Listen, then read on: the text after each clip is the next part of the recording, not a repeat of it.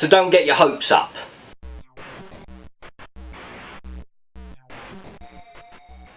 Hi, I'm Daniel, and this is a Duncan of Magic Mike XXL.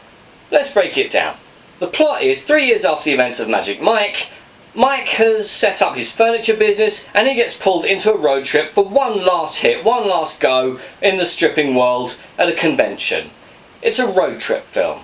This film lied to you in its trailers. Yes, there's stripping in this film, quite a bit of it, but it's also a road trip movie examining. These people know they're coming to the end of their time and they're just trying to look what to do once taking their clothes off for money is no longer an option. Stripping scenes worked. The screening I was in absolutely loved them. I just wish there'd been a plot.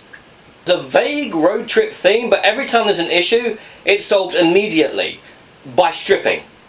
Every encounter just leads to more stripping, and yeah, that's fine. That's what you want to go and see. There's stripping in this film, but don't forget, this film is 115 minutes long, of which I would say only about 15 to 20 minutes is actual stripping, and the vast majority of that is right at the end. The rest of the time, it's a road trip. It's a bro trip. That's not to say I didn't enjoy it, it's not to say I didn't have fun with it. I enjoyed it, I laughed at the jokes, I liked the characters, I felt these guys had good chemistry. There was just a big hole where the plot was supposed to be. It's hinted that Mike's business is going okay, he's looking to expand, but he can't put the money together. But that's not really developed. All the characters, they're good, they've got good chemistry, but they're all sort of one note. Jada Pinkett Smith turns up, still channeling Fish Mooney. In fact, she still is Fish Mooney, except now she's an MC.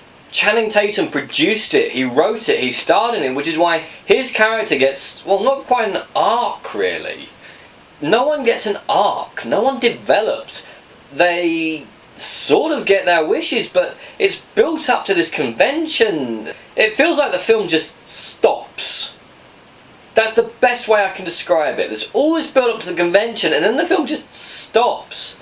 The music's pretty good. The stripping scenes seem to excite all the women in my audience. Yeah, it was okay. That's all I can say on it. It's okay. I'm probably not going to remember it after I've uploaded this, but I would rather sit through this than Terminator Genesis. And that's something I didn't think I'd say. I was expecting a joyfully trashy film like the female version of Showgirls, rather than this sort of, this film doesn't know what it wants to be.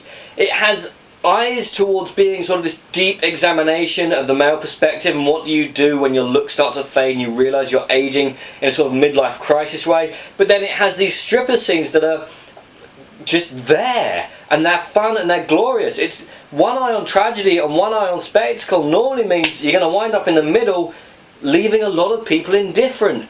Be something, but don't try to be everything. This film is if nothing else is on. I'm Daniel, this is a Donkey. If you enjoyed this video, please like, share and subscribe.